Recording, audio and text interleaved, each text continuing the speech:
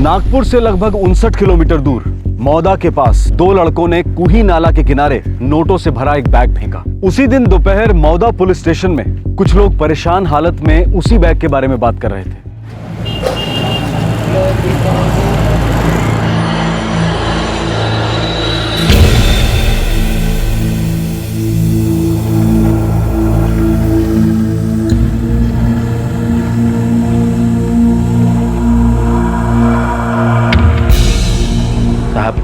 मेरे बेटे आशीष ने पैसों की बैग बलराम भाऊ की बेटी कल्पना के हाथ दे दिया और हम लोग गाड़ी से उतर गए। ये बात पावर दोना कामठी रोड की है ना? हाँ साहब, हम लोग कामठी रजिस्ट्रेशन ऑफिस में जा रहे थे प्रवीण के गाड़ी में। और वो 3 लोग थे? हाँ साहब, वो मोटरसाइकिल पे आए थे।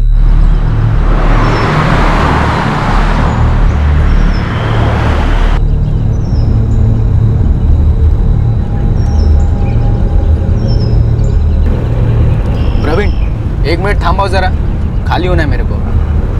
अरे बाबा, मुझे भी जाना है।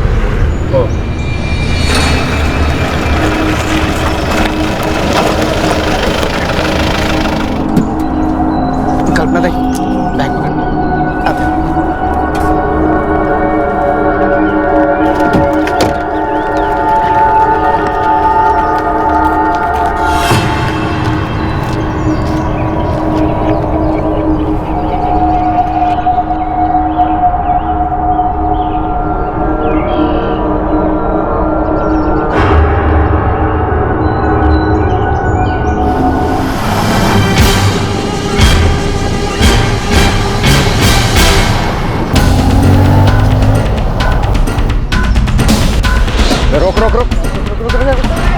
खोल दरवाजा, जल्दी खोल, चल जल्दी। बोला ना दरवाजा खोल, दरवाजा खोल, बैग खोल जल्दी। चल खोल, खोल दरवाजा।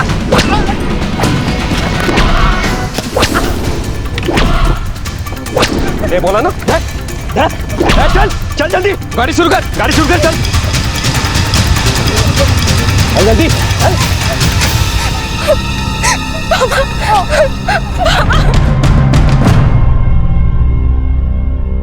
सब कुछ इतना अचानक हुआ कि कुछ पता ही नहीं चला।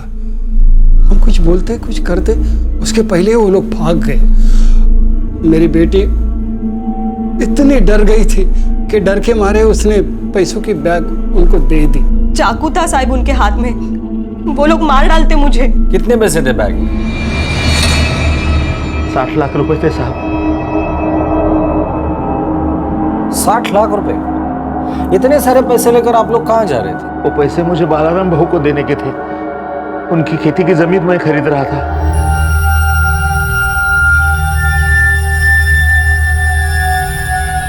पावर दोना के नजदीक मेरी 5 एकड़ जमीन है, वो दामोदर भाऊ खरीदने वाले थे। साहब हम लोग कामठी रजिस्ट्रार ऑफिस ही जा रहे थे, उधर ही पैसों की लेन देन करके वो जमीन के कागज हमारे नाम पे करने वाले थे। तुम आशीष हो ना, दामोदर भाऊ के बेटे? हो साहब। और ये मधु गांव का है साहब, मेरा दोस्त है। उस दिन साथ में ही था। वो इतनी बड़ी रकम थी तो मैंने इसको बोला था साथ चल करके। दामोदर भाऊ आप कहाँ रहते हैं? साहब अंबाड़ी।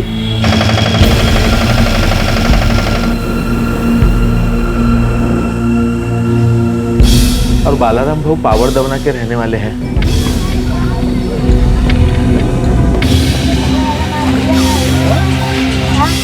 मैं, मेरा बेटा आशीष और उसका दोस्त मधु सवेरे निकले थे गांव से।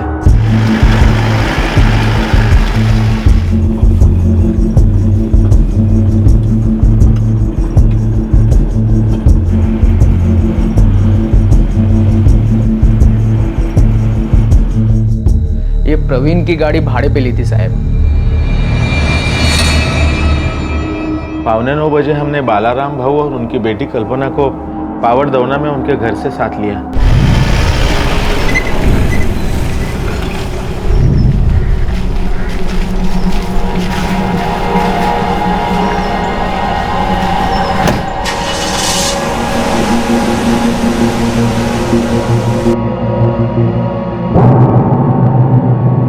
हम लोग कामठी रजिस्ट्रेशन ऑफिस जा रहे थे, तब ये लफड़ा हुआ। ये जमीन खरीदने के लिए मैंने 3 खेत बेच दिए साहब। अंबाटी और नेरला के। मैं तो पूरा कंगाल हो गया साहब। आप लोग 60 लाख रुपया लेकर कामठी रजिस्ट्रेशन ऑफिस जा रहे थे, ये बात किस किस को पता थी? साहब मैं, मेरी पत्नी, मेरा बेटा और उसका दोस्त, बस। और किसी को ये बात पता नहीं थी। बलराम भाऊ, आपकी तरफ से ये बात कौन कौन जानता था? अब मेरी उम्र हो गई है, मेरे सारे काम अब मेरी बेटी देखती है। हो साहब, ये बात मैं जानती थी और मेरा चचेरा भाई जगदीश जानता था। और ये जगदीश इस वक्त कहाँ है? नागपुर में। उसे वहाँ कुछ काम था, इसीलिए वो सौदे के लिए नहीं आ पाया। अब सबके अलावा और भी कोई इस बात को जानता था? जिस तरह से लुटेरे आए और बैग लूट कर चले गए, ये अचानक हुआ हमला लगता नहीं है। पर हाँ साहब, जिस आदमी ने मुझे चाकू दिखाया और मेरे हाथ से बैग छीना, बोला ना तेरे को, दरवाजा खोल जल्दी, दरवाजा खोल दे। तुझे बोला ना। उस आदमी को मैंने पहले देखा है। दामोदर भाऊ, आपको याद है उस दिन रजिस्ट्रेशन ऑफिस में आपने जगदीश को बैग खोल के पैसा देखने के लिए मना कर दिया था, क्योंकि बाहर जो आदमी खड़ा था उसके ऊपर आपको शक था। आपको ऐसे लगा कि वो हमारा पीछा कर रहा है।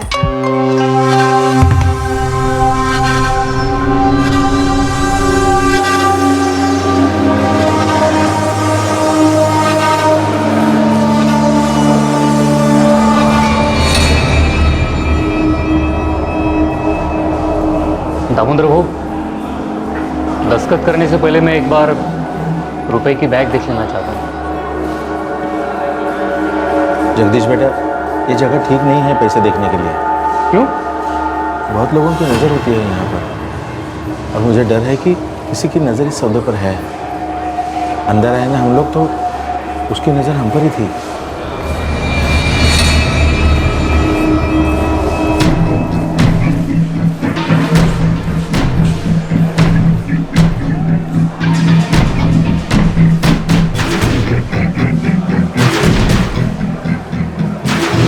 वो जो कान में बाली पहना है ना, वो उसकी नजर है हम पर।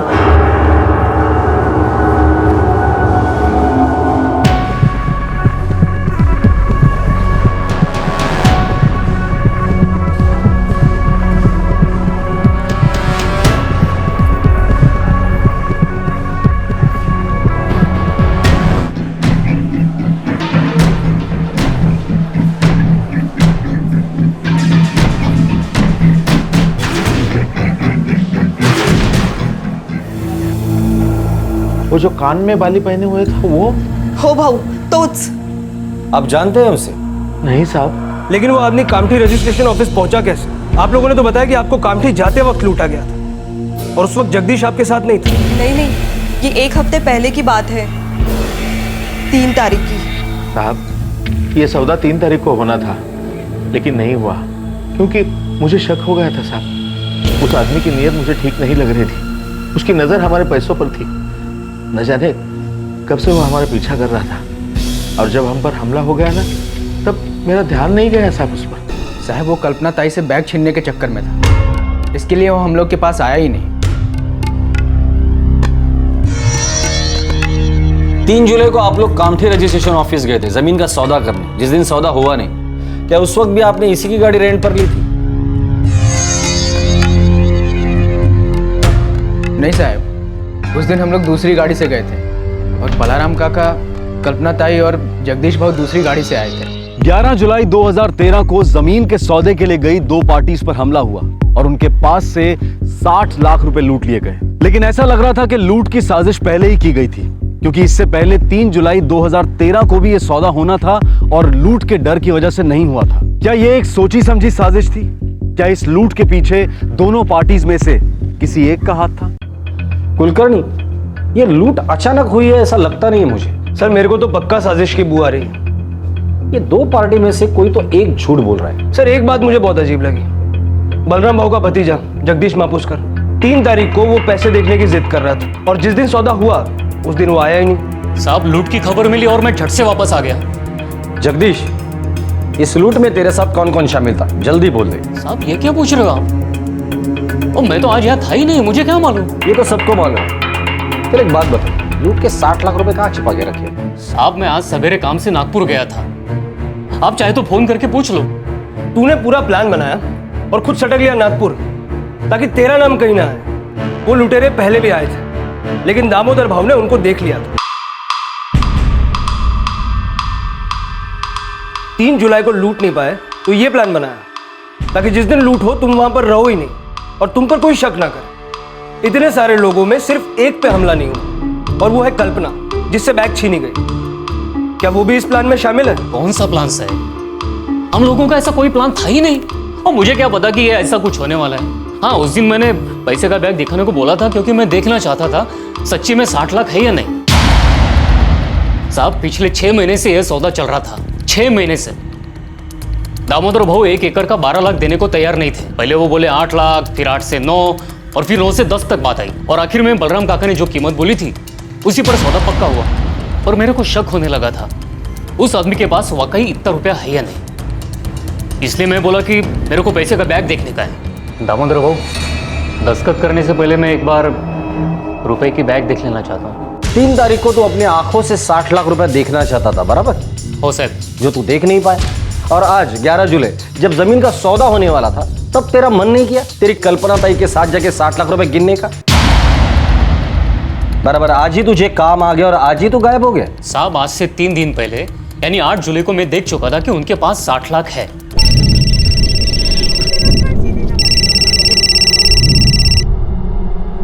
हाँ दामोदर भाऊ, बोला। जगदीश, अरे 11 तारखेचा दिवस खूप चांगला आहे। हम लोग 11 तारीख को सौदा पक्का करते हैं, चलेगा? ठीक है भाऊ, पर भाऊ 11 को मैं नहीं आ सकता।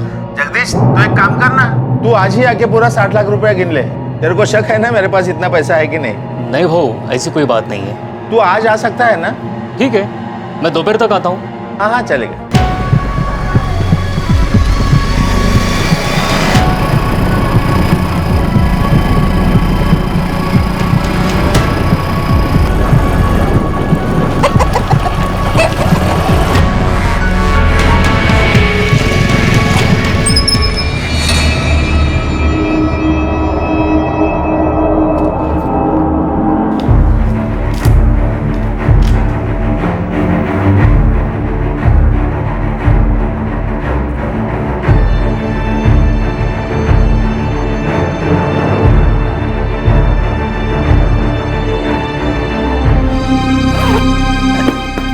ठीक है, खातरी हो गई? हो भाऊ। भाऊ, अब गलत मत समझो। क्या है, बलराम काका की उम्र हो गई है, उनका कोई बेटा तो है नहीं, इसलिए सोचा एक बार पक्का कर लूं। बराबर है, अपनों का इतना ख्याल तो रखना पड़ता है। लो, चाय पियो। मेरा शक दूर हो गया, इसलिए मैं हाँ बोला आप लोग 11 को सौदा पक्का कर लो। और 11 को तो मैं जाने वाला था नहीं, इसलिए आशीष और दामोदर भाऊ को बोला कि आप लोग जाते जाते बलराम काका और कल्पना ताई को साथ ले ले और वहीं से कामटी चले जाए।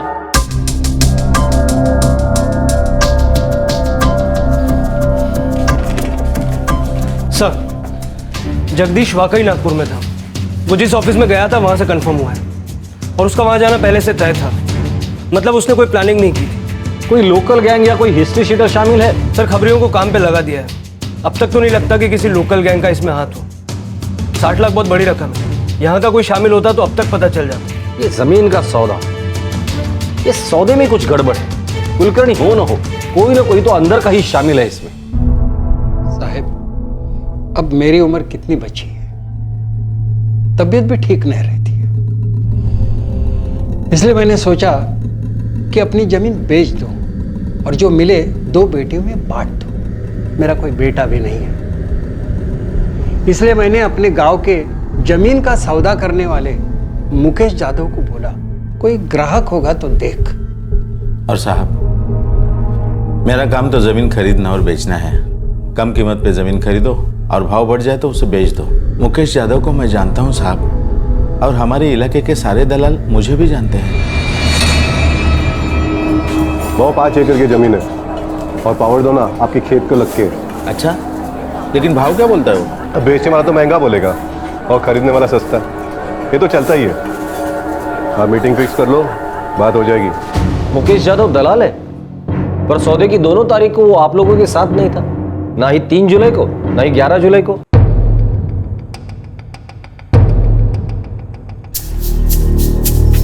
नहीं दामोदर बाबा, 12 लाख से कम में नहीं बेचने का।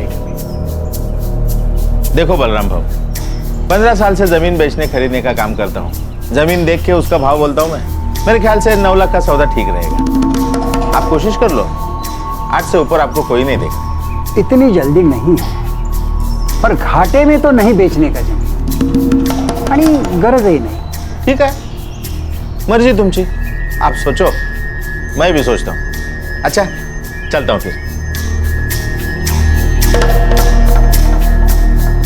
बलराम भाऊ, हम अगर मुकेश भाऊ को इस सौदे से दूर रखते हैं तो उसमें तुम्हारा भी फायदा है और मेरा भी फायदा है। देखो, 1 महीना हो गया, जमीन की सौदेबाजी हो, उसके बारे में बातचीत हो, हम लोग ही तो कर रहे हैं, तो फिर दलाली किसी को काय को देने का, है ना?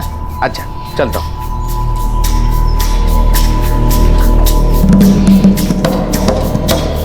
तो आप लोगों ने दलाल को बीच में से निकाल दिया? जी साहब। और मार्च से लेकर जुलाई तक सिर्फ कीमत पर बातें चलती रही? नहीं साहब, वैसे अप्रैल में ही मैंने बलराम भाऊ की 12 लाख की ऑफर को हाँ कर दी थी। अब मेरा काम तो ज़मीन की सौदेबाजी का है, इसलिए रजिस्ट्रार ऑफिस में मेरा आना जाना होता है साहब, इसलिए मैंने वहाँ से सब कागज वगैरह ठीक करवा लिया। अब सौदेबाजी से पहले तो ये सब ज़रूरी है ना साहब। और वो दलाल मुकेश यादव, उसको तो आप लोगों ने दूध में से मक्खी की तरह बाहर निकाल फेंक दिया। उसे तो गुस्सा आया होगा। नहीं साहब, ऐसे होता है, चलते साहब।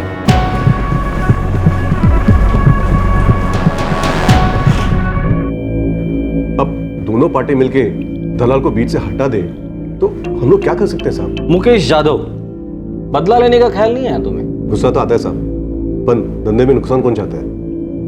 दोनों पार्टी अटके बैठी थी, एक 9-10 पर, दूसरा 12 लाख पर।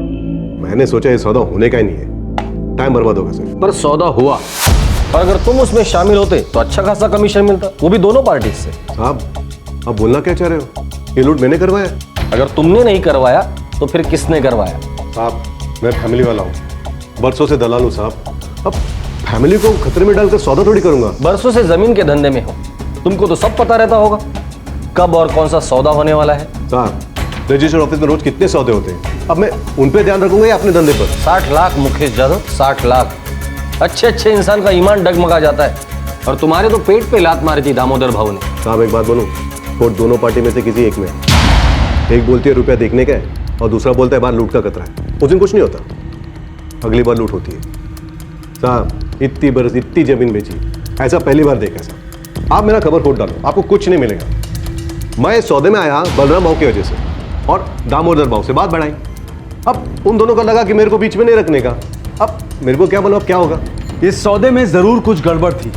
बेचने वाले या खरीदने वाले में से किसी एक के मन में लालच आ गया था। पुलिस को अब तक ऐसी कड़ियां नहीं मिल पाई थी जिन्हें जोड़कर कोई कहानी बन सके और यह पता चल सके कि आखिरकार ये लूट करवाई किसने थी, कौन था वो शातिर खिलाड़ी। उसी शाम लुटेरों में से 2 ने डकैती की जगह से कुछ ही दूर पर लूट का बैग फेंक दिया।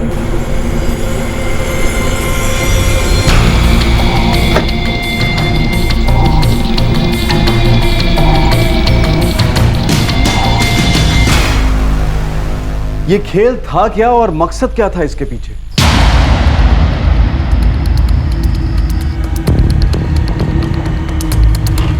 सर, किसी के भी कॉल रिकॉर्ड से ऐसा नहीं लगता कि इनमें से कोई भी इसमें शामिल है।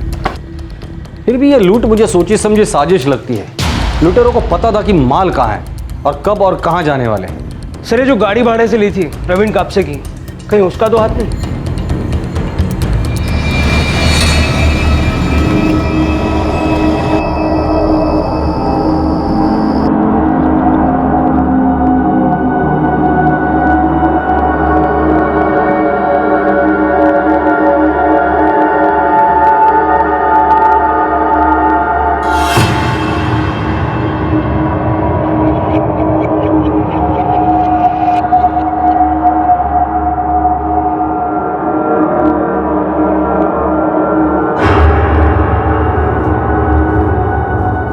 मैं क्या करती, बैग देना पड़ा मुझे। अरे कोई गलती नहीं थी, चाकू हाथ में देखी तो कोई भी यही करता। पर पुलिस को तो मुझ पे ही शक है ना, क्योंकि उन लोगों ने मुझ पे हमला नहीं किया है ना। और उसका ये मतलब तो नहीं कि तू भी इस लूट में शामिल है।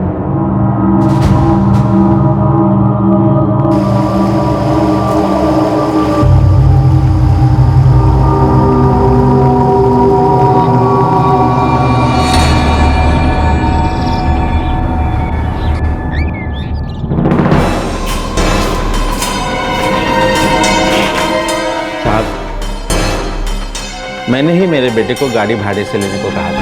हो साहब, मैंने ही प्रवीण की गाड़ी भाड़े से ली थी। ये प्रवीण कब से जान पहचान वाला था? नहीं साहब। हो सकता है वो लुटेरों से मिला हुआ हो। और ऐसा कैसे हो सकता है?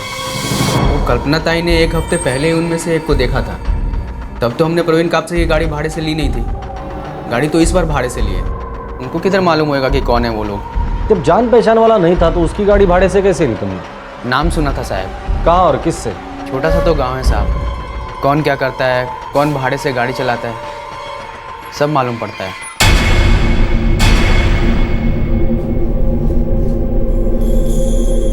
साहब वो टवेरा मेरी खुद की है, कर्जे पे ली है, पिछले 2 सालों से चला रहा हूँ। इस लूट में तेरे साथ और कौन कौन था? साहब देख प्रवीण, हमें पता चल चुका है कि इस लूट में तेरा भी हाथ है। अब भलाई इसी में कि सब सच सच बोल दे, वरना सच उगलवाना हमें अच्छी तरह से आता है, समझे?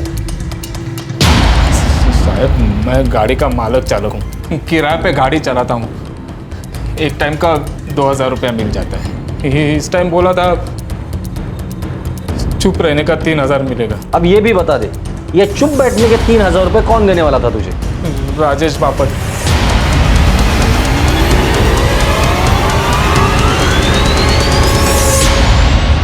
उसी ने कल्पना ताई से बैग छीनी थी, बाकी मुझे कुछ नहीं मालूम साहब।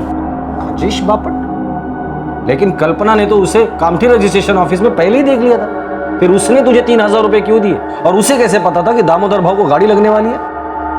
राजेश ने गाड़ी किराए पे ली थी। उसी ने कहा था आशीष भाव को फोन कर, उनको एक गाड़ी की जरूरत है। राजेश बापट ने तुझे कहा था कि आशीष केंकरे को फोन करे, लेकिन गाड़ी तो आशीष ने बुक की थी ना? नहीं साहब, राजेश ने किराए पर ली थी, उसी ने आशीष के पास जाने को बोला था।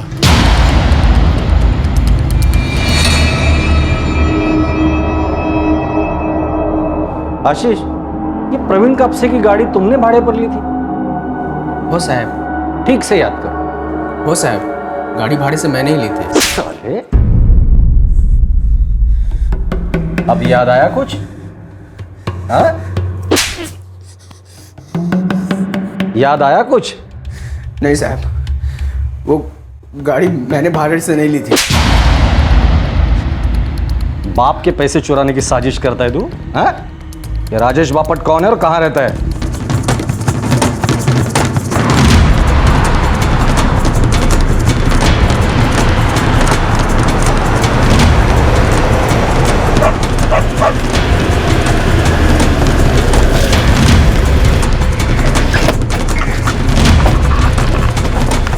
साहब मैंने क्या किया साहब? तुम्हारे तो साथी का है। साहब कौन दो साथी साहब? मेरे को कुछ नहीं पता साहब। साहब मिलिंद काशीकर और संदीप मांजरेकर साहब।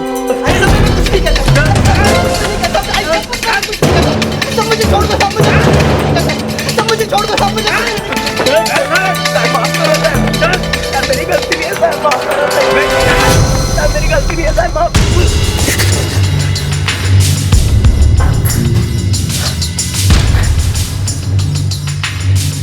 तुम में से सबसे पहले मुंह कौन खोलेगा, बोलो? मी सांगतो ना साहब, मैं सब कुछ बताऊंगा साहब आपको। फटाफट बोलो। देखिए साहब, मेरे को आशीष से ये मधु ने मिलवाया साहब। वो आशीष का दोस्त है साहब, और मेरा भी। उसने बोला कि कुछ लूटने का है। अबे पण लूटने का क्या है ये तो बोलो। एक बैग। माल कितना मिलेगा? 5000। काम मुश्किल है? नहीं रे, एकदम आसान है। सुन, 3 जुलाई को मैं और आशीष के बाबा के साथ कामठी रजिस्टर ऑफिस जाने वाले हैं। उधर उसके बाबा को पावरतोना के बलराम के साथ ज़मीन का सौदा करने का है। उधर बलराम, उसके बेटी कल्पना और शायद उनका रिश्तेदार जगदीश भी होगा वहीं। बलराम का भतीजा है वो। जैसे वो लोग पैसे का बैग ले बाहर लाए, बैग छीनने का और भाग जाने का वहाँ से। अबे हाँ, पर उस कामठी के ऑफिस में गर्दी कितना होता है? हाँ तो बाहर आने दे उनको। हो सकता है वो लोग गाड़ी में आएंगे, उनको लूटने का और पैसों का बैग वापस करके देने का। ठीक है? उस बैग में माल कितना होगा? वो मैं नहीं बता सकता। तो बैग उठा और भाग। और सुन, हरे रंग का बैग होगा और बैग लाके मेरे को और आशीष को देने का। ठीक है? ये अकेले आदमी का काम नहीं है, मुझे और आदमी लगेंगे। तो ले किसी को लाने का है तो? इनके अलग से 5-5 हज़ार रुपये लगेंगे। दिया। और फिर तू संदीप और मिलिंद को साथ लेकर आ गया। और साहब, हम सबको 5,000 रुपए मिलने वाला था साहब।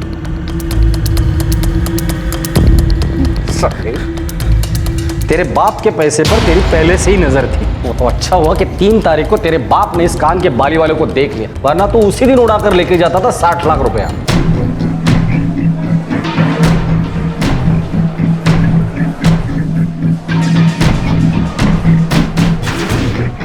एक बात बता, लूटना ही था तो सीधा बाप को ही लूट लेते। क्या फर्क पड़ता था कि पैसे दामोदर से लूटे या बलराम से? और उसके लिए 11 तारीख तक रुकने की क्या जरूरत थी? 3 तारीख को ही बाप को लुटवा देता।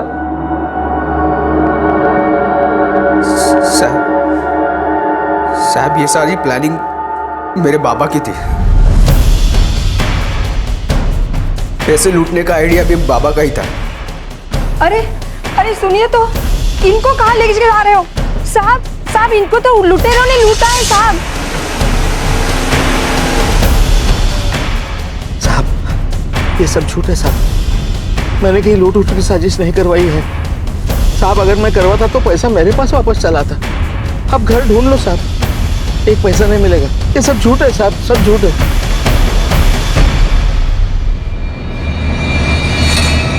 पैसे तुम्हारे पास कहां से आते दामोदर भाऊ? तुम तो पूरी दुनिया को टोपी पहना रहे हो।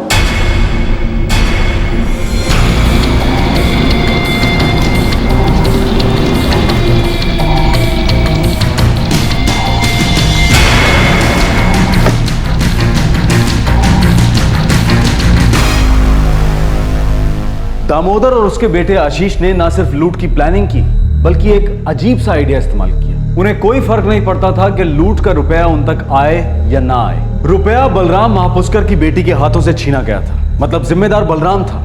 इसलिए दामोदर किसी भी बहाने से उससे जमीन छीन लेता, बिना कुछ दिए भी। क्या यह सब दामोदर ने करवाया?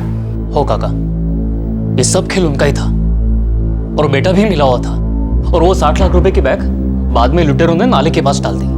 पर क्यों?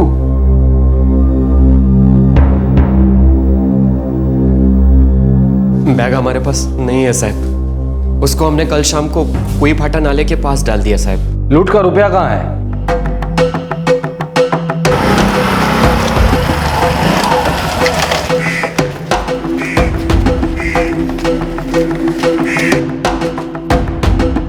हमको हमारे काम का रोकड़ा कभी मिलेगा?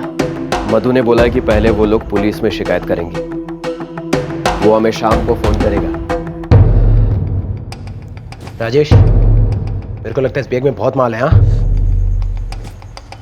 वजनदार है। देख तो नहीं कितना है।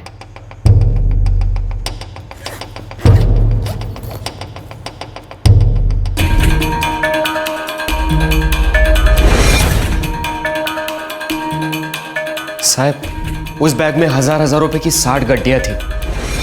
पढ़ाई शपथ साहब, इस तरह का झोला आज तक मैंने नहीं देखा। ऊपर और नीचे की नोट असली, बाकी सब नकली। कोरे कागज, रंग लगा था कोने कोने पे।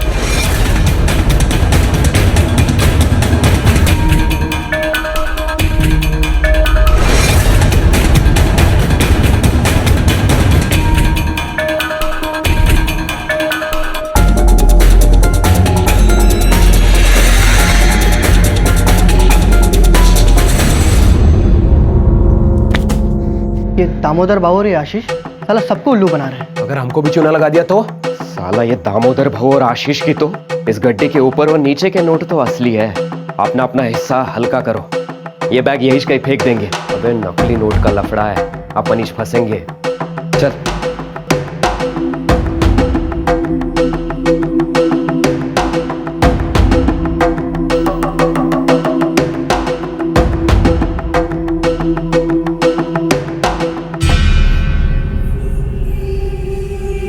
जिसके हाथ ये बैग लगा वो तो फंसा। चलो।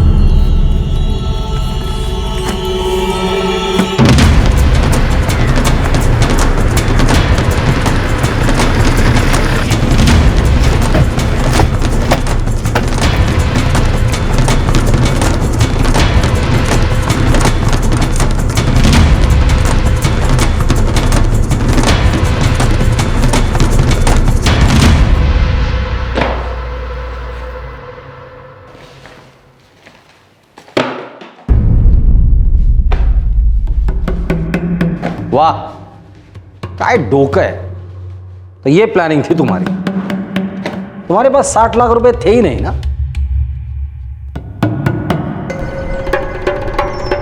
जमीन बड़ी अच्छी है और मुझे इसे हाथ से नहीं जाने देना है।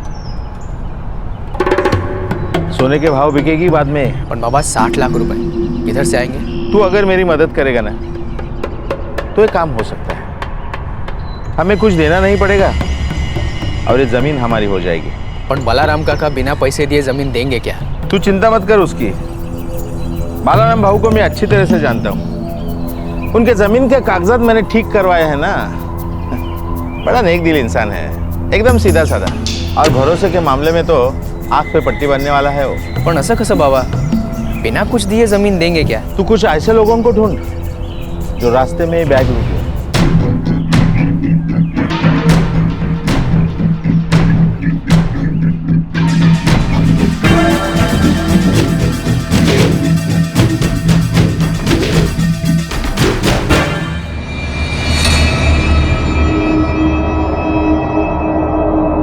उस दिन 3 तारीख को बैग में सिर्फ 40-50 हजार रुपए ही थे और मुझे डर लग रहा था कि जगदीश ये पैसे देख ले तो ये सौदा टूट जाएगा। जगदीश बेटा, ये जगह ठीक नहीं है पैसे देखने के लिए। क्यों? अंदर आए ना हम लोग तो उसकी नजर हम पर ही थी। दामोदर भाऊ, तुमने प्लान तो ऐसा बनाया था कि रुपए अगर लूट भी जाए तो बलराम और उसके परिवार के हाथों से, पर बीच में जगदीश ने टांग अड़ा दी और तुम्हें तुम्हारा प्लान बदलना पड़ा। राजेश और उसके साथी जो तुम्हारे भाड़े के टट्टू थे, तुमने ऐसा दिखाया कि ये कुछ गुंडे हैं जो तुम्हारा पीछा कर रहे हैं और तुमने उन्हें देख लिया है। वो जो कान में बाली पहना है ना, वो उसकी नजर है। सब कुछ वैसे ही चल रहा था जैसे तुमने सोचा था। सिर्फ एक बात उल्टी पड़ गई। जगदीश ने रुपए देखने की मांग की। एक बात बताओ, जो 60 लाख रुपए तुमने जगदीश को दिखाए थे, उसका इंतजाम कहां से किया? वो तो सिर्फ दिखाने के वास्ते मैंने दोस्तों और रिश्तेदारों से इकट्ठा किए थे साहब। अच्छा, और उससे तुम्हें नकली नोटों की गड्डियों का आइडिया आ गया। आशीष, 11 तारीख नक्की हो गई है। जगदीश नागपुर गया हुआ है, वो नहीं आएगा। तो एक काम कर, एक गाड़ी भाड़े पे उठा। हम लोग जाते जाते रास्ते में बलराम भाऊ और उनकी बेटी कल्पना को लेते हैं। हो बाबा, कामठी रजिस्ट्रेशन ऑफिस पहुंचने से पहले रास्ते में ही लूट करवाते हैं। हाँ, ये ठीक रहेगा। बैग पूरा भरते हैं। 1000 के 60 बंडल होने चाहिए। हो सकता है कल्पना बीच में टांग अड़ा दे। बैग वजनदार होगा ना तो कुछ समझ में नहीं आएगा। इससे पहले कि कल्पना ताई बैग खोल के देखे, ये लोग पैसे लेके उड़ जाने चाहिए। लेकिन उस वक्त बैग उनके हाथ में होना चाहिए, हमारे नहीं। सारा दोष उन पर जाना चाहिए। हमने उनको पैसा दे दिया, लेकिन उनके हाथों में से कौन उड़ा ले गया पता नहीं चलना चाहिए, वरना ये जमीन हमारी नहीं हो सकेगी। बाबा, मेरे पास एक आइडिया है।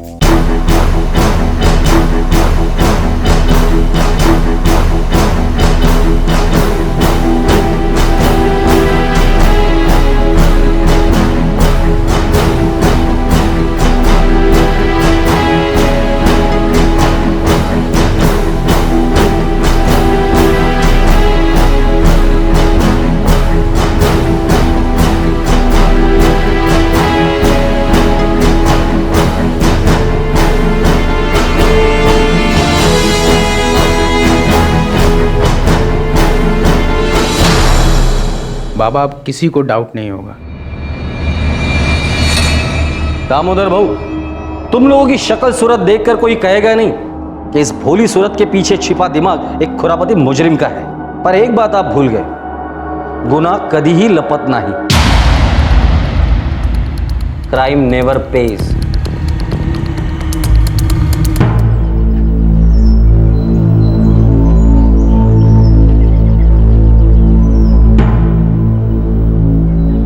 बाबा, चहा थंड होतोय।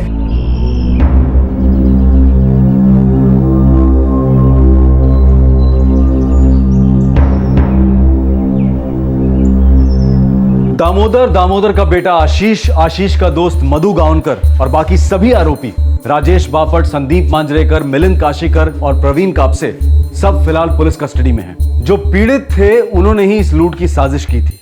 उन्हें लगा था कि वो बड़ी आसानी से सबकी आंखों में धूल झोंक देंगे और पकड़े नहीं जाएंगे, लेकिन पुलिस ने उनका जमा जमाया खेल बिगाड़ दिया। 5 महीनों से दामोदर के साथ न जाने कितना वक्त गुजारा बलराम ने, लेकिन उसे क्या पता था कि उसकी पीठ पीछे क्या साजिश चल रही है। इतने बड़े धोखे की साजिश करना, उसको अंजाम देना और फिर ये उम्मीद करना कि कोई पकड़ नहीं पाएगा, ये सारे ख्याल दिमाग में आते कहां से? रोज सुर्खियों में आने वाली स्कैम की खबरें, रोज होने वाले नए नए घोटाले और फिर ना होने वाली कार्रवाई, क्या इस सब को देखकर लोगों की हिम्मत बढ़ती होगी? कल हमने अपने देश के स्वतंत्रता दिवस की 66वीं वर्षगांठ मनाई। आजादी के 66 साल और पिछले 1 दशक में याद रहने लायक क्या है? सिर्फ करप्शन, स्कैम, घोटाले। ये नए जमाने का नया प्लेग है जो फैलता ही जा रहा है, लेकिन इसकी दस्तक को हम कब तक अनसुना करेंगे? हमारे आज के एपिसोड की दूसरी कहानी।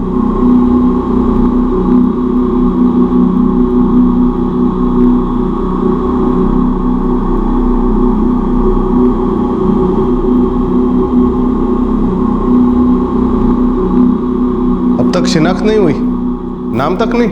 नहीं सर, अब तक कुछ पता नहीं चला।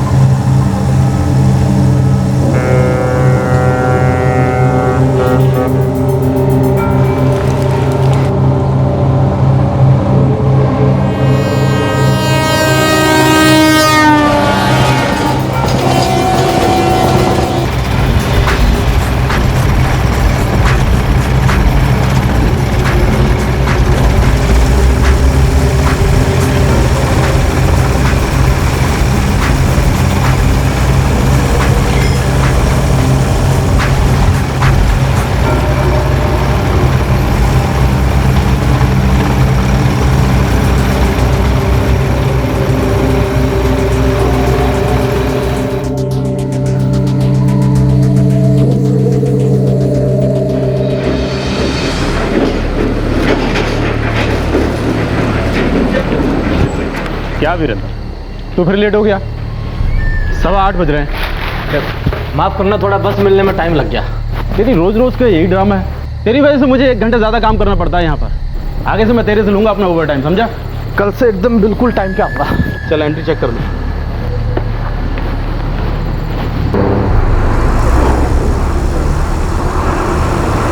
थैंक यू यार। हैं अरे कितना? 80, 55, 8.5 पे।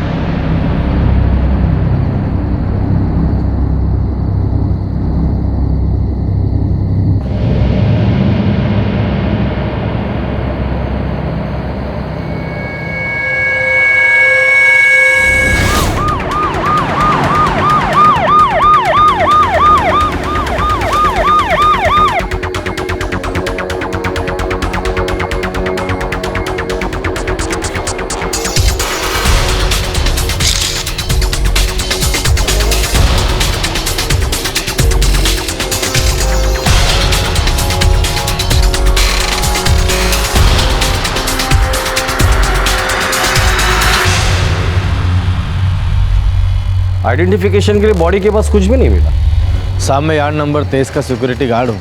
रोज़ की तरह राउंड पे निकला था, तभी मेरी नज़र इस लाश पे पड़ी। किसी ने चिल्लाने की आवाज़ नहीं सुनी?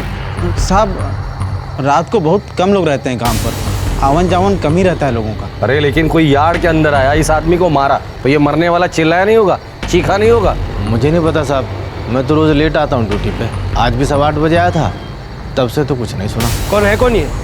यहाँ का वर्कर है? साहब अगर ये वर्कर होगा तो गेट पर इसके आने का एंट्री होगा साहब। देसाई बॉडी पोस्टमार्टमला पाठवून दे। सर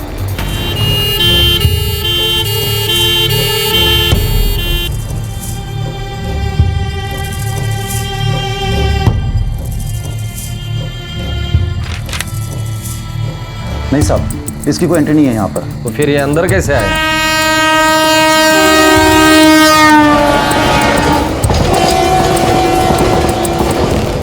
कभी कभी लोग इधर से भी आते हैं और ये हमारी मालगाड़ी की रेल है साहब, जो आगे जाकर के वेस्टर्न और सेंट्रल रेलवे की ब्रॉडगेज में मिल जाती है।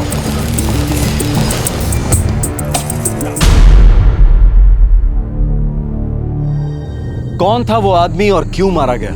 मुंबई पोर्ट ट्रस्ट के पास ही मिली इस बेनाम लाश की शिनाख्त पुलिस के लिए किसी भूल भुलैया से कम नहीं थी।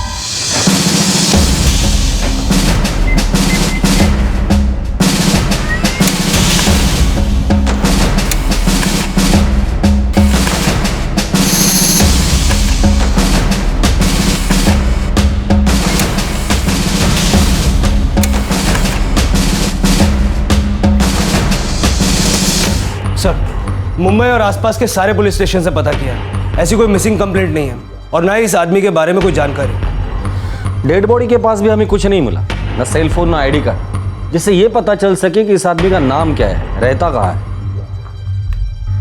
सिवाय सिनेमा के 2 टिकटों के।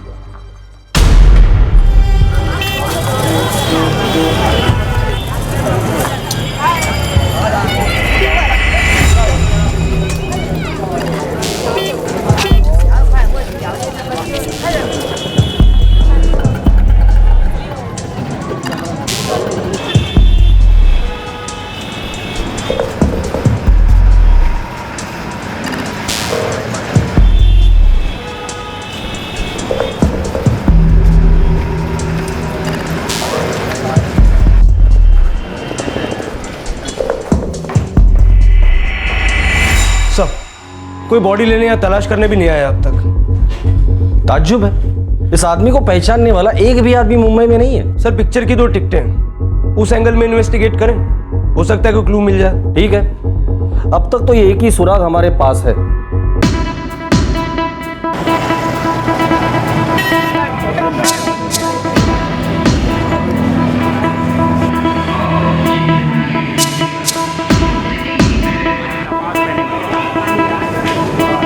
सब बहुत ही छोटा सा थिएटर है ये हमारा, 30 रुपए का टिकट है आज के ज़माने में भी। यहाँ पे सीसीटीवी कैमरा कहाँ से लगाएंगे साहब? ये फोटो ध्यान से देखो, 4 जुलाई को ये आदमी यहाँ पिक्चर देखने आया था। देख के बताओ, पहचानते हो इसे? नहीं साहब, पता नहीं कौन है, रोज बहुत सारे लोग आते हैं यहाँ पे साहब। पर साहब एक बात है, शायद आपका किसी काम आ जाए। बोलो। साहब, मजदूर टाइप के लोग ज़्यादा आते हैं यहाँ पे, और बाजू में कोठे हैं, कुछ लोग तो वहाँ से लड़कियाँ भी लाते हैं, और हो सकता है ये किसी का कस्टमर हो और वो पहचान जाए।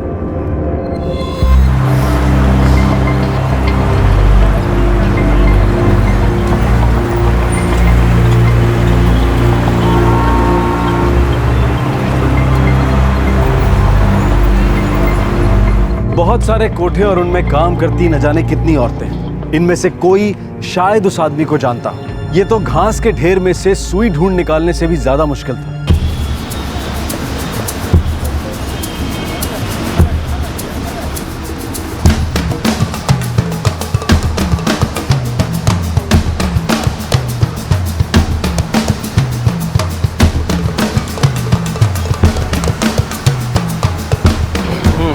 ये हो गया, ये हो गया, ये हो गया, ये हो गया, और वो पीछे वाला एरिया भी हो गया ना? हाँ सर, पर अभी भी 4 एरिया बाकी है। चलो वो भी देख लेते हैं, शायद कुछ मिल जाए।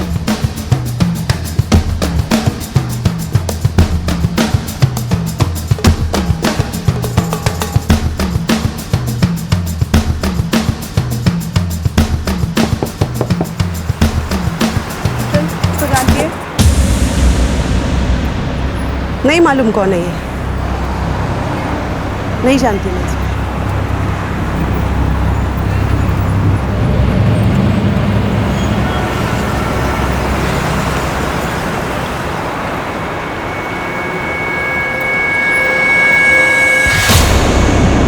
अरे छोड़, कहाँ लेके जा रही है? अरे बोल ना। नाज़नीन नाम है इसका। तू नहीं जानती ये आदमी कौन है? मैंने उधरिच बोला था कि नहीं जानती करके, क्या को खाली फिर टाइम वेस्ट करने का। तेरे पास वाले कमरे में जो रहती है उसका नाम बता। वो तो रुखसाना है। नहीं मालूम कौन है ये। देख नाज़नीन, हमें पक्का बताया कि ये रुखसाना उस आदमी को जानती है। हाँ तो उसको पकड़ने का साहब। मेरे को काय को परेशान करने का? तू सिर्फ इतना बता, रुखसाना झूठ बोल रही है ना? साहब मैंने उस आदमी को एक दो बार आते जाते देखा था रुखसाना के पास। हो सकता है वो भूल गई हो।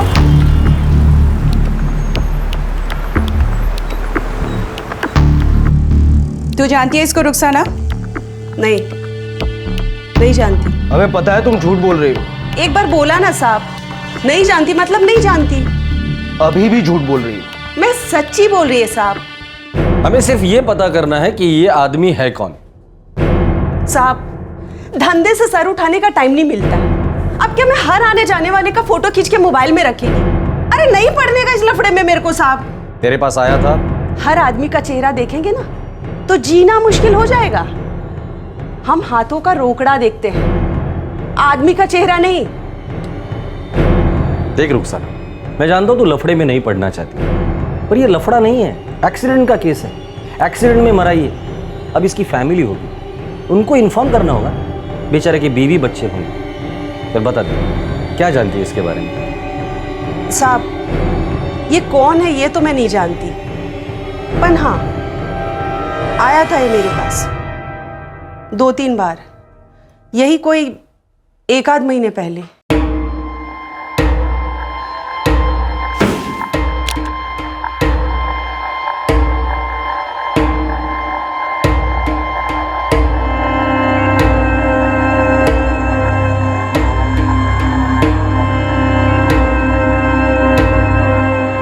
कस्टमर था साहब, और कुछ नहीं पता। कस्टमर था, 2-3 बार आया था, कभी नाम नहीं पूछा उसने। इधर कौन अपना असली नाम लेकर आता है साहब? और अपने को क्या करना किसी का नाम पता ठिकाना जानकर?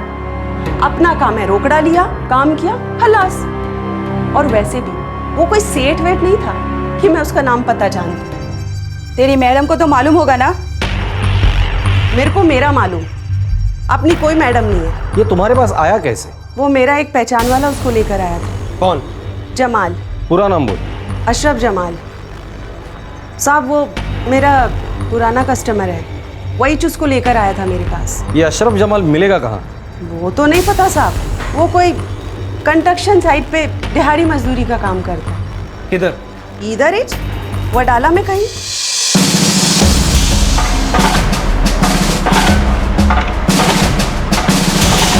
नाम से तो याद नहीं होगा सर, और वैसे वो लोग तो दहाड़ी पे आते हैं, रोज तो आते नहीं हैं। आप कॉन्ट्रैक्टर लोगों से पूछ लो, शायद उनको पता होगा। अशरफ जमाल? नहीं साहब, मैं किसी अशरफ जमाल के बारे में नहीं जानता। बंगाल वाला अशरफ जमाल तो नहीं साहब? कहाँ का है पता नहीं, कुछ 35-36 साल का है। हाँ साहब, 35-36 साल का ही है, बीवी बच्चे वाला है साहब।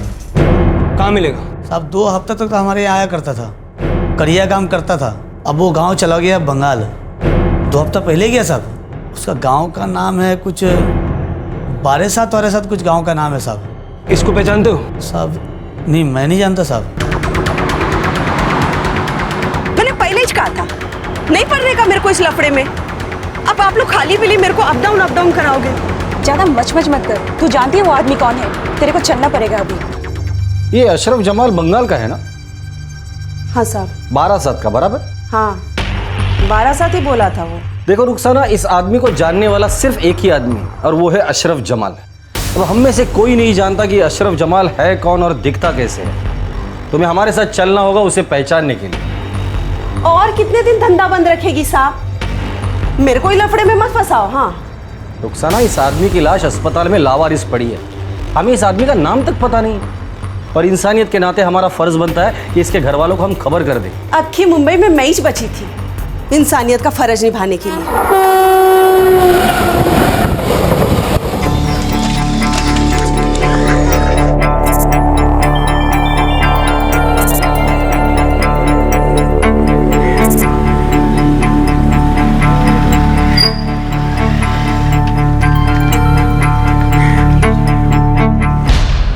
अभी 7 गांव और बाकी है।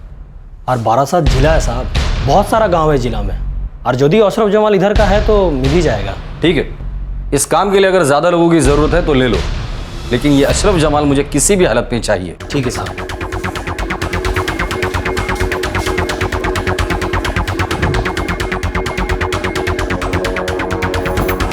मैडम 5 दिन से इधर पड़ी और कितने दिन रहने का इधर मेरे को? जब तक अशरफ जमाल नहीं मिल जाता है तब तक। मैडम, अरे मेरे को काय को फंसा रहे हो तुम लोग?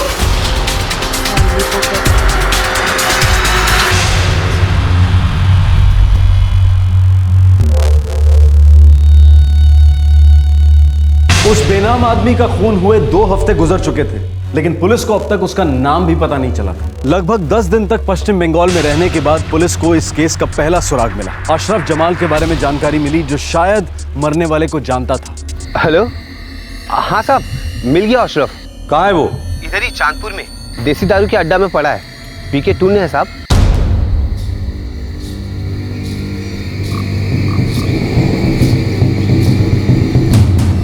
अरे दादा কোথায় নিয়ে যাচ্ছেন আমারে বলুন তো দেখি। আরে আমি যাব তো, আমি যাচ্ছি তো। আরে আমরা নিয়ে যাচ্ছি, চলো। अरे वाह, गाड़ी भी लेके आ गए तुम तो हैं। अच्छा है, चलो गाड़ी নিয়ে যাচ্ছ আমাকে।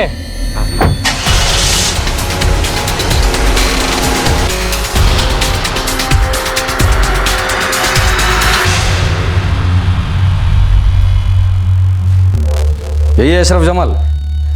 हाँ साहब, यही है।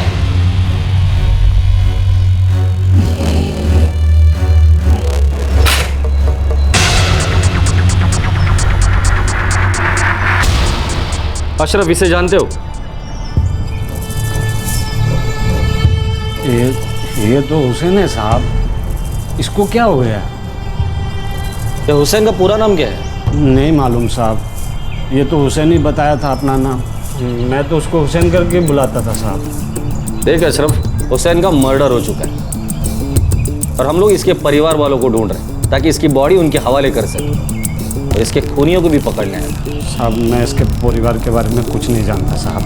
वो 2-3 हफ्ता इसके साथ काम किया था, वो कंस्ट्रक्शन के साइट पे साहब। इसके अलावा कुछ नहीं पता साहब।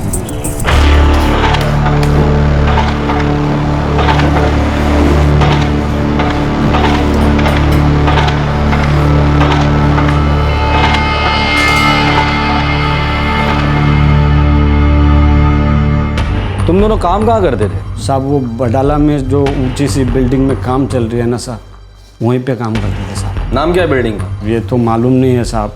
हमें वो स्टेशन से उठा के ले जाते थे, हम चले जाते थे साहब। अच्छा, वहाँ का कोई मजदूर या कॉन्ट्रैक्टर वो तो पहचानता होगा इसे? हो सकता है साहब।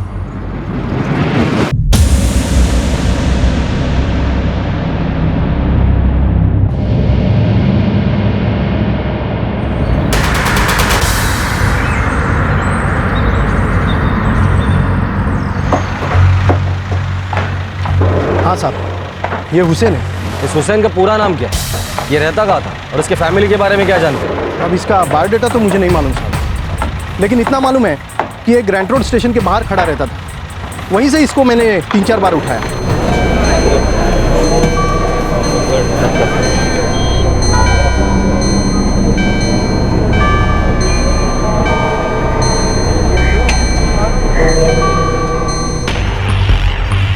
हुसैन का मर्डर हो चुका है, हम लोग इसके घर वालों को ढूंढ रहे हैं। इस हुसैन के बारे में क्या क्या जानते हो तुम? ज़्यादा कुछ मालूम नहीं सर, लेकिन एक नंबर का बेवड़ा था। झगड़ा करने के लिए हमेशा तैयार रहता, बात बात पर उसकी खोपड़ी सटकती थी। इससे काम करवाना बहुत मुश्किल था साहब। कारीगर की कमी ना होती तो मैं इसको कभी काम पर नहीं रखता। मूल जी, ऐसी कोई भी बात बता सकते हो जिससे हमें ये पता चले कि हुसैन है कहाँ, इसका दोस्त कौन है, दुश्मन कौन है? ऐसी कोई भी बात बताओ जिससे हमें ये पता चले कि ये हुसैन का मर्डर हुआ क्यों है। एक दिहाड़ी मजदूर है मनोज, वो इसको जानता था। आप उससे पूछताछ करो। ये मनोज है कौन? वो रोजंदारी पे मजदूरी करता है। हुसैन के साथ मैंने कई बार इसको काम पे रखा है। और ये मनोज मिलेगा कहाँ? ये आप कांति से पूछो, वो एक लेबर कॉन्ट्रैक्टर है।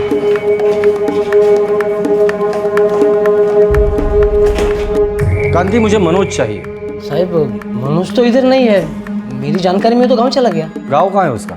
उत्तर प्रदेश का है साहब। 2 हफ्ते पहले उसका एक्सीडेंट हो गया था, उसके बाद वो गांव चला गया। इसको जानते हो? नहीं साहब। ये भी मनोज की तरह मजदूरी का काम करता था? पता नहीं साहब, मैं मनोज को ही उठाया करता था प्लम्बिंग के काम के लिए। इसको कभी नहीं उठाया। मनोज का कोई फ़ोन नंबर है? हाँ, है ना साहब।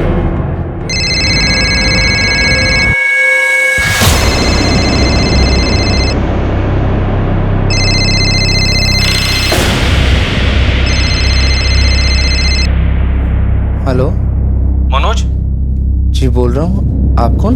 इंस्पेक्टर जादव बोल रहा हूँ, वडाला पुलिस स्टेशन से। जी साहब, क्या हुआ साहब? ये तुम्हारा दोस्त हुसैन कहाँ है? हुसैन मुंबई में ही होगा साहब, मैं तो इधर गांव में हूँ। क्या हुआ साहब? अब क्या किया हुसैन ने? मुझे हुसैन का पूरा नाम चाहिए, उसके फैमिली के बारे में क्या जानते हो तुम? साहब उसने कभी अपना पूरा नाम बताया ही नहीं, मैं उसे हुसैन ही बुलाता था साहब, और ज़्यादा जान पहचान तो थी नहीं हमारी, हम एक ही जगह काम करते रहे, बस इतना ही साहब। और वैसे भी मैं उससे 2 हाथ दूर ही रहता था साहब। क्यों? साहब एक तो वो बहुत पीता था, ऊपर से ज़रा सी बात पे सबसे झगड़ा करता था साहब, और कोई भी उसको काम पर लेना ही नहीं चाहता था। मजदूर कम हो, मजबूरी हो, तभी उसको बुलाते थे साहब। मनोज, तुम्हारे दोस्त हुसैन का खून हो चुका है। क्या? किसने मारा होगा उसे? साहब ये मैं कैसे बता सकता हूँ साहब, सबसे तो झगड़ा था उसका साहब, ठेकेदार से, मजदूर से, सबसे झगड़ा करता था साहब। सबके साथ उसका झगड़ा होता था, तुम्हारे साथ कभी हुआ नहीं? सब मेरा भी होता था, पर हम लोग साथ में मजदूरी ढूंढते थे, इसलिए वो मेरे साथ ठीक ही रहता था साहब। सोच के बता, कौन हो सकता है इसके पीछे? पता नहीं साहब। ठीक है, कांति तुम जा सकते हो। देसाई, पता करो मनोज उस रात कहाँ गया था, उसके हर मूवमेंट को ट्रैक करो। हो सकता है इस मर्डर में वो भी शामिल हो और फिर एक्सीडेंट का बहाना बनाकर गांव भाग गया हो। सर 1 मिनट, मनोज का फोन। हाँ मनोज बोलो। साहब एक बात बतानी थी। बोलो। हुसैन का पंगा हुआ था मंटू के साथ, उसी ने मुझे बताया था साहब।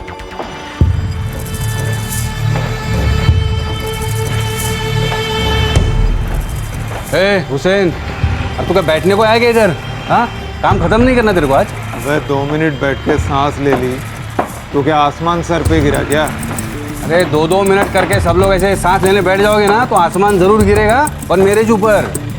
देख, काम करोगे तो पैसा मिलेगा, नहीं तो नहीं। बात तो ऐसे करता है जैसे एहसान कर रहा है काम देके और पैसा देके। हुसैन तू सबसे पंगा लेना बंद करना। मेरे को पंगा लेने का शौक नहीं है। ये लोग सोचते हैं हम लोग साले इंसान नहीं, जानवर भी नहीं, सिर्फ मशीन है, मशीन। खड़खड़ खड़खड़ खड़खड़ खड़खड़ बटन दबाया, काम चालू। कल वो लंगड़ा मंटू पीछे पड़ गया था, साला किसी दिन खोपड़ी सटक गई ना, उसको ठोक डालूंगा मैं। तू अगर पीना बंद करेगा ना तो सब ठीक हो जाएगा तेरे लिए। ये मंटू कहाँ मिलेगा? साहब ये तो मैं नहीं जानता, पर हुसैन ने ही बताया था कि उसका मंटू के साथ पंगा हुआ था। दोनों देसी दारू के अड्डे पे इकट्ठे जाते थे साहब, और वो मंटू क्या करता था, मजदूर था, क्या था, मुझे नहीं मालूम साहब। मैं सिर्फ हुसैन के मुंह से नाम सुना था उसका। देसी बार का नाम पता है तुझे? उधर वडाला में ही है साहब, रोशनी नाम है बार का, और हुसैन ज़्यादातर उधर ही जाता था साहब। तो इस मंटू के बारे में और क्या जानता है, और हम लोग पहचानेंगे कैसे उसे?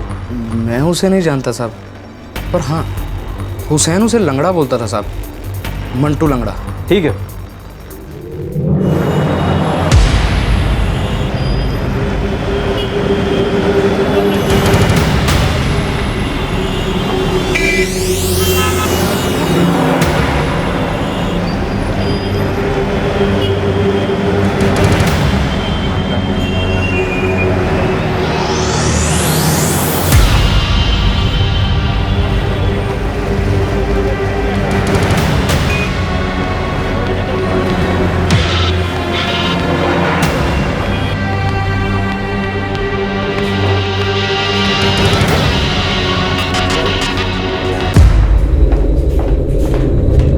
सर 3 रात हो गई, मनोज ने बताया था वैसा कोई भी आदमी उस बार में नहीं आया। इस मनोज के बारे में कुछ पता चला? नहीं सर, ऐसा नहीं लगता कि उसका मर्डर में कोई हाथ है।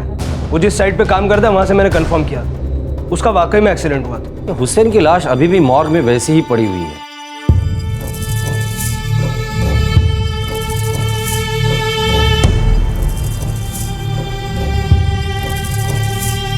सर किसी दूसरे स्टेट से काम की तलाश में आया होगा, इनका कोई फिक्स ठिकाना तो होता नहीं है, रोजगार की तलाश में रोज सुबह स्टेशन के बाहर खड़े रहते हैं। कौन इनका नाम पता लिख के रखेगा? बात तो ठीक है देसाई, पर मर्डर किया किसने वो तो पता करना ही पड़ेगा। हो सकता है हुसैन को जिसने मारा है वो उसकी फैमिली को जानता होगा। हो सकता है सर।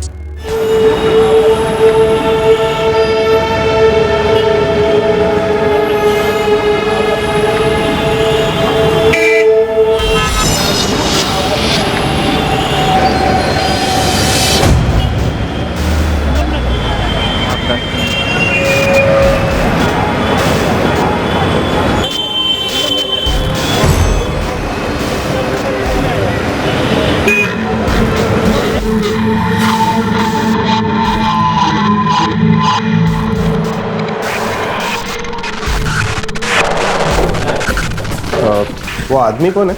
कौन? जो लंगड़ा के चलता है, आखिरी टेबल पर बैठा है। अरे वो मंटू है। मंटू?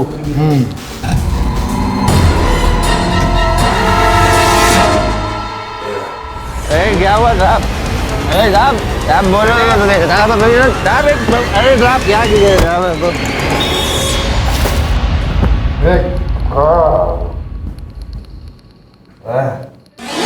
तूने मारा इसको? दिखता नहीं है बराबर साहब। देख, इसका नाम हुसैन है, हुसैन। बहुत दिन लगे पता करने में इसका नाम क्या है। अब तक तो सिर्फ दो ही बातें पता चली है, इसका नाम हुसैन है और इसको तूने मारा है। हुसैन, वो मजमत साहब जानता ना उसको। तूने मारा इसको? साहब, मरे हुए को कौन मारेगा? अच्छा, ऐसा ही इसको उल्टा लटका दो, फिर ये सब सच बोल दे। नहीं साहब, साहब सच बोलेगा ना साहब, साहब कौन मारा किसको सब बोल डालेगा। पौवा पिला दो।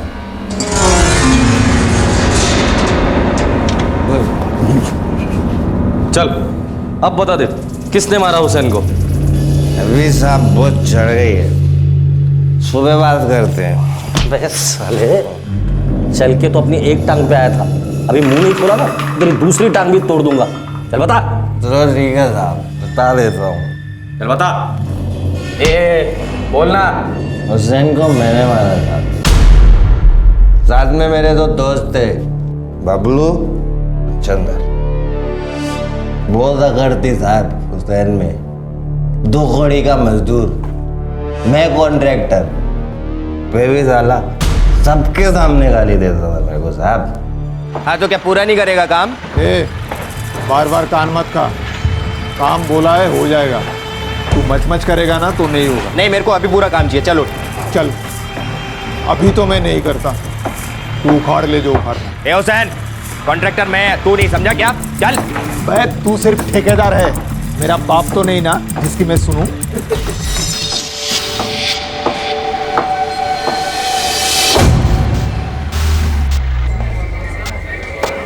देख हुसैन, कल तूने नाटक किया ना, मैं तेरे को काम पे से निकाल देगा। अबे लंगड़े, तू क्या सोचता है? तू रोटी फेंकता है इसलिए मैं जिंदा हूँ? बाहर की पीता है तू, ठेकेदार कोई तेरे को खड़ा नहीं करता। साले तेरी अकड़ कम नहीं होती। मुंबई के 8 स्टेशन पे तेरे जैसे कम से कम 50 लोग खड़े रहते हैं काम मांगने के लिए। चल ठीक है, कल से किसी और को उठा लेना, मेरे को भी तेरे साथ काम पे नहीं आने का। पछताएगा तू, रोएगा साले एक दिन। वो दिन कभी नहीं आएगा साले छिंगुर। किसी दिन सटक गई ना तो 2 टुकड़े करके फेंक दूंगा तेरे को। पुलिस पता ठिकाना पूछती फिरेगी तेरी।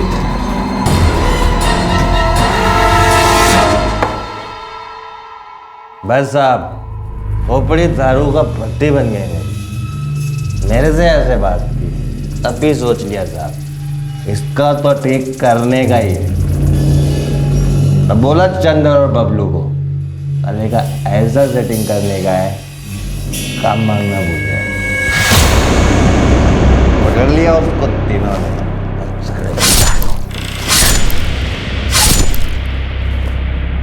पहले का स्टोरी खत्म।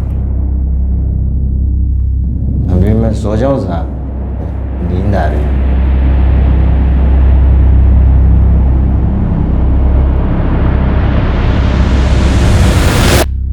सर, उस मंटू ने पूरा पुलिस स्टेशन सर पे उठा रखा है। अरे बुलाओ ना साहब को, मेरे को बात करने का है। क्या रे, क्यों हल्ला कर रहा है? क्या साहब, इधर काहे को बंद कर रखा है? मेरे को काम पे जाने का है साहब। साहब मेरा पूरा काम, साहब पूरा लोग मजदूर इंतजार कर रहे होंगे साहब मेरा। चुप, क्यों शोर मचा रहा है? शोर काहे का साहब? ये लोग बोल रहे हैं मैंने किसी हुसैन को मारा है। कौन हुसैन साहब? मैंने नहीं मारा किसी को, फंसा रहे मेरे को ये लोग। जास्त शानपणा करो नको साहब। अब मैं ठेकेदार हूँ साहब, मर्डर वर्डर काम ही नहीं मेरा। रात को टाइट होकर पूरी स्टोरी बोल चुका है तू। क्या क्या बोला मैं? सब में क्यों मारेगा किसी हुसैन को साहब? साहब मेरे को देरी हो रही है साहब, मेरे को साइट पे जाने का है साहब। साइट पे जाने तुझे देरी हो रही है? अब तेरी उतर गई है, अब तू सब सच बोलेगा। येऊन जा रे आला। साहब खाली पीली गरीब को फंसा रहे हो साहब। मैंने नहीं मारा साहब किसी को, मैं सच्ची बोल रहा है साहब। ऐसा लगने लगा था कि पुलिस के हाथों हुसैन का कातिल लग चुका है। पुलिस को पूरी उम्मीद थी कि मंटू से पूछताछ कर हुसैन का पता, पूरा नाम और सब जानकारी मिल सकेगी। पिछली रात मंटू ने जुर्म कबूल किया, लेकिन सुबह होते ही उसने यू टर्न ले लिया। क्या कभी इस केस को क्लोजर मिलेगा? क्या मरने वाले को नाम, पता, परिवार, आइडेंटिटी मिल पाएगी?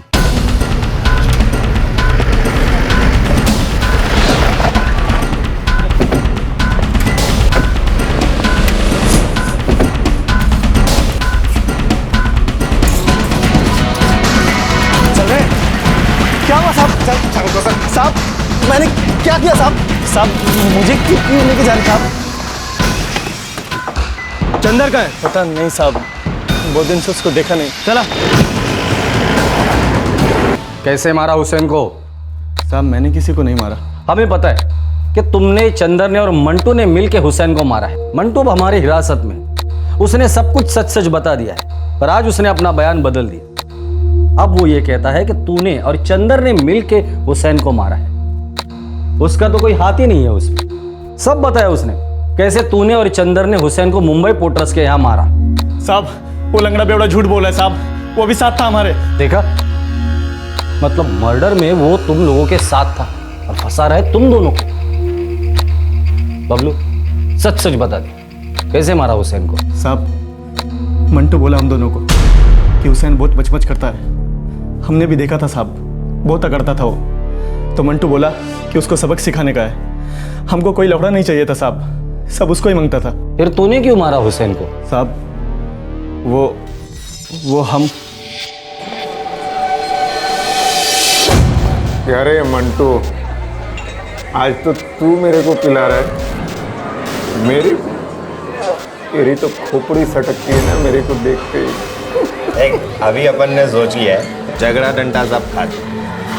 बोल तू क्या बोलता है? सोच के बोल। धार मार के आता है फिर। हाँ? अबे कर देते हैं आज इसका हिसाब। अबे पर इसको मार के मिलेगा क्या? साले पलटी खा रहे हो तुम लोग। बोले थे ना साथ दोगे। जाने दे, फालतू के लफड़े में नहीं पड़ने का। अरे तो साला वैसे ही मरा है, 2-4 साल में पी के और मर जाएगा। छोड़ा तुम लोग यार। मैंने सोच लिया,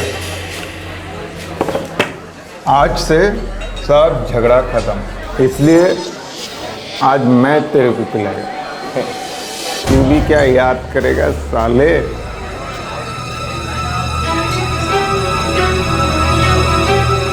अबे आज बहुत माल है तेरे पास। सब कॉन्ट्रैक्टर लोगों के साथ पंगा लेके सबसे वसूली करनी, सबका हिसाब खत्म।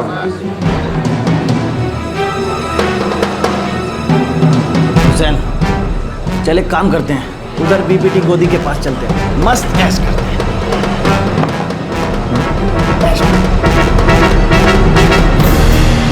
चलो साले के ऐश करते हैं। हमने सोचा था हुसैन का पैसा मार लेंगे और मंटू जो चाहता है वो भी कर देंगे। मंटू भी खुश, अपन भी खुश।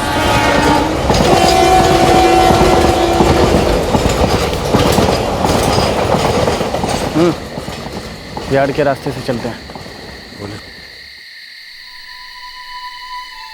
यार्ड के रास्ते से चलते हैं। क्या बोला? कुछ नहीं, यार्ड से शॉर्टकट लेते हैं। मैं तो थोड़ी देर में लुढ़कने वाला हूँ यार। बस क्या हुसैन, चलना।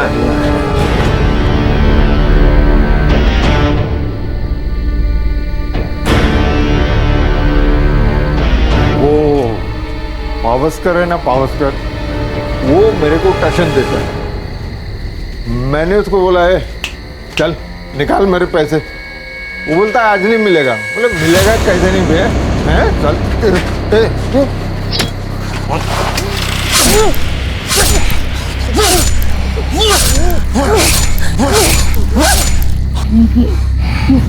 ये चंदर कहाँ है?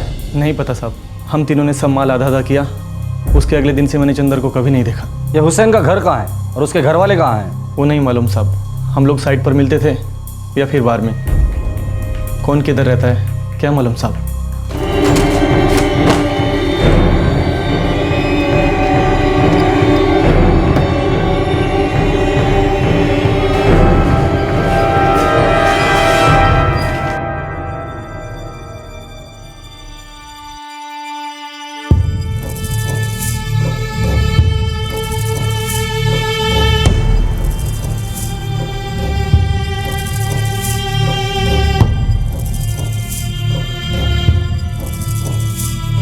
लगभग 1 महीने बाद हुसैन को दफनाया गया और उससे कुछ समय पहले ही इस हत्या का तीसरा आरोपी चंदर भी पकड़ा जा चुका था। मंटू, बबलू और चंदर अभी पुलिस की हिरासत में है। हुसैन की शिनाख्त करने में, उसके खूनियों तक पहुंचने में पुलिस ने जरा भी कोताही नहीं बरती। सारी कड़ियां जोड़ ली गई और कातिल आखिर पकड़े गए। एक कड़ी अब तक या फिर न जाने कब तक अनसुलझी रहने वाली थी। हुसैन का पूरा नाम क्या था, कहां से आया था वो और कहां है उसका परिवार? दूर दराज से न जाने किस किस गांव से ये लोग रोजी रोटी की तलाश में शहरों में आते हैं। कुछ कारीगर, कुछ सिर्फ मजदूर, कुछ हुनर की कमाते हैं, कुछ मेहनत की। शहरों को सिर्फ वो हाथ चाहिए होते हैं जो ईंट पर ईंट रखते जाएं, मंजिलों के ऊपर मंजिलें बनाते जाएं, इमारतें खड़ी करती जाएं, हमारे घर बनाते जाएं, हमारी और कईयों की जिंदगी कंप्लीट करते जाएं। और उनकी जिंदगियां कभी कभार बिना क्लोजर, बिना समापन के खत्म हो जाती हैं। आपसे फिर मुलाकात होगी क्राइम पेट्रोल दस्तक में एक और नए केस के साथ। इस तरह के और भी एपिसोड देखने के लिए हमारे चैनल को सब्सक्राइब करें और बेल आइकन दबाना ना भूलें।